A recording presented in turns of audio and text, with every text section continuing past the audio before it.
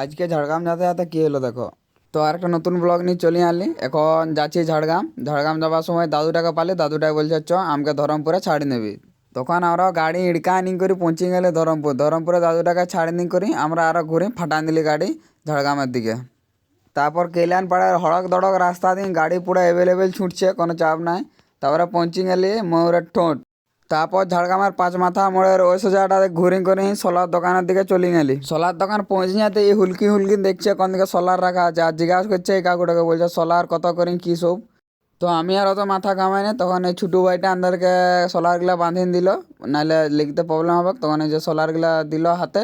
তারপর কোথায় মোথায় যে হোক করে গাড়ির উপরে চাপলি, আর ইয়ে হিড়িডায় গাড়ি ভাগানি চলে গেল সেদিকে। তারপরে আর ঘরের লোকে ফোন করে বলছে পেটি নিয়ে আসবে। পেটি বলতে মাছের পেটি নেই, এমনি সে বিস্কুট টিস্কুট যেগুলো থাকে না ওগুলার পেটি। তারপরে পেটিগুলো ওজন মোজন করে নেওয়া হলো। তারপর আমি গাড়িয়ে বসলি, আমাকে ধরা দিল গাড়িটা, নাহলে বুঝতে পারতে হিলি না। তো তারপর পৌঁছে গেলি ঘর। তো মিনি ব্লগটা কেমন লাগলো, যদি ভালো লাগে থাকে তাহলে like comment share and subscribe. ছোটো ভাইটাকে একটু সাপোর্ট করে দেবো।